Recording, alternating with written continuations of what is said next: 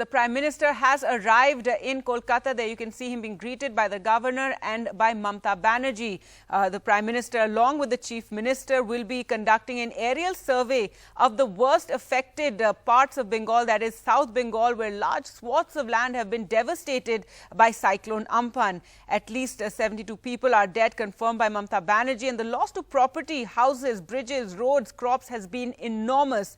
Mamta Banerjee and Narendra Modi will stop at Bashirhat in North 24 Parganas for a discussion on how to salvage Bengal. Remember, Mamta Banerjee has already said she will need help of 1 lakh crore from the centre. That's an announcement that she made after the kind of devastation that the cyclone had wrought on West Bengal.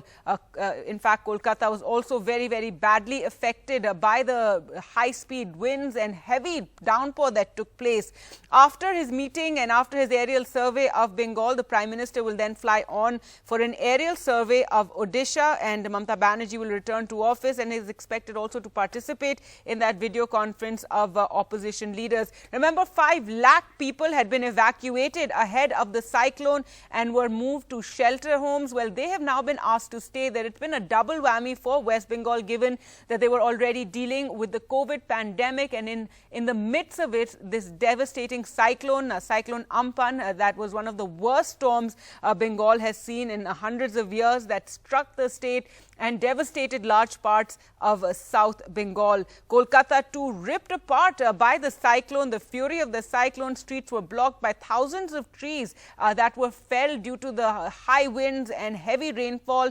In fact, large parts of the city were in darkness still, without power. At least 15 of the 72 to 76 people who have died are from Kolkata. So 15 people died in Kolkata alone after the devastation brought on the state by Cyclone Amphan.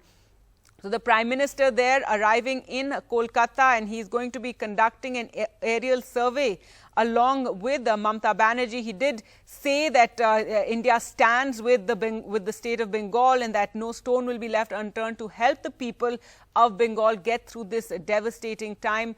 Mamta Banerjee has already said that the amount of damage that has been done by the cyclone to the state, she will require an amount of 1 lakh crore to deal with the devastation and damage that has taken place. An assessment has been underway. In fact, large swaths, as we've been saying, and have been totally devastated by the cyclone that hit day before. Houses and bridges, roads, crops have all been destroyed by the cyclone that also brought surges of up to as high as 12 to 15 feet. And so a lot of seawater also came inland, and that has damaged a lot of agricultural crops and land as well.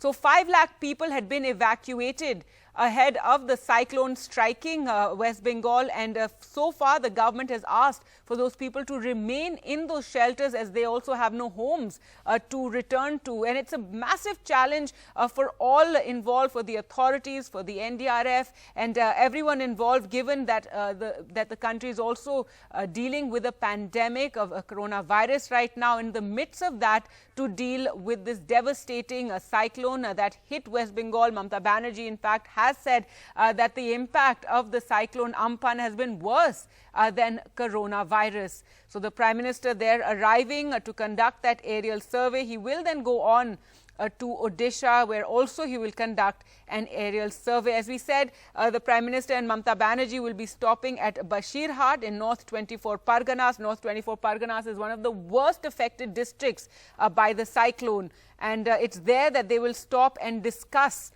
measures and the kind of devastation that has taken place. As we said, Mamta Banerjee has already said that the kind of devastation, she'll need 1 lakh crore from the centre. Well, let's go across to Moni Deepa for more. And Moni, we're seeing visuals of the Prime Minister a short while ago arriving in Kolkata, being greeted by Mamta Banerjee and the Governor. Tell us, when will they now conduct that aerial survey?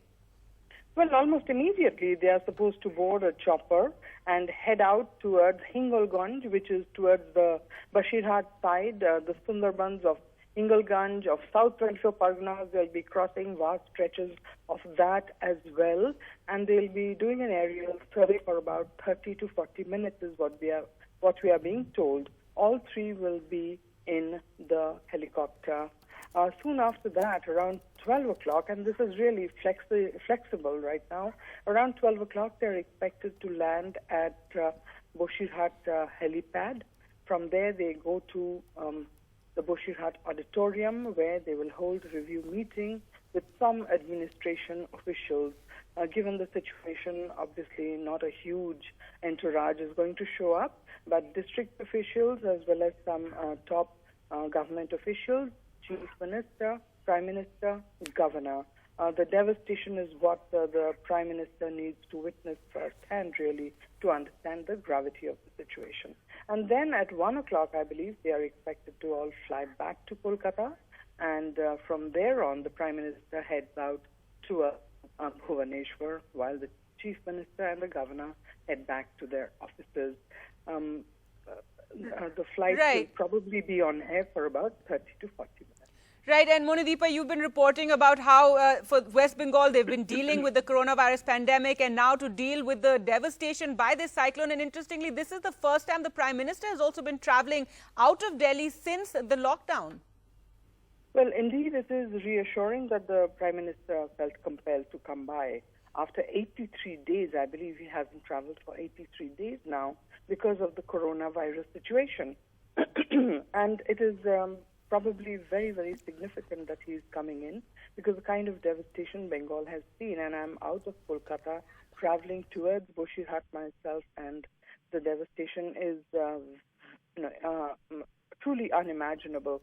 I mean, I've covered the tsunami of 2004, and of course I wasn't there when the tsunami occurred, but when I went in later, the kind of devastation I saw, it sort of reminds me of the islands of the Andaman when I went into the interiors, and the devastation I saw. Trees everywhere, electric poles, fields washed out with standing crops, and I still haven't reached a rescue and relief center where thousands, we are told a total of 5 lakh people, are sheltered.